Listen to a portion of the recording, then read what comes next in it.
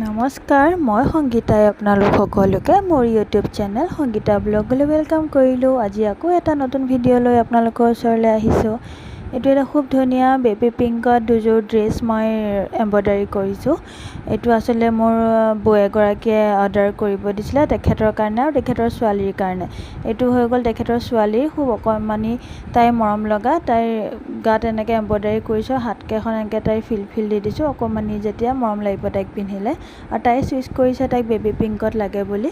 তো বৌ ক'লে যে হ'ব, মোকো ছেইম কালাৰতে বনাই দিবা এযোৰ, তাইৰ নিচিনাকৈ এম্ব্ৰইডাৰী কৰি দিবা। তো এইটো বৌৰ কাৰণে মাক জীয়েকৰ আৰু খুব ধুনীয়া লাগিছে দেখিবৰ কাৰণে। কমপ্লিট লুকছ ইমান ধুনীয়া হৈছে চাওকচোন। এনেকৈ আপোনালোকক লাগিলে অৰ্ডাৰ কৰিব পাৰিব। এই ডিজাইনটো মোক খুবেই সকলোৱে পচন্দ কৰিছে আৰু এইটো মই ধেৰ অৰ্ডাৰ কৰিলোঁ এতিয়ালৈকে। কিছুমান ভিডিঅ' দিয়া নহয়, ইমাৰ্জেঞ্চিকৈ বনাই দি দিওঁ। আজিলৈ ইমানেই, বাই বাই।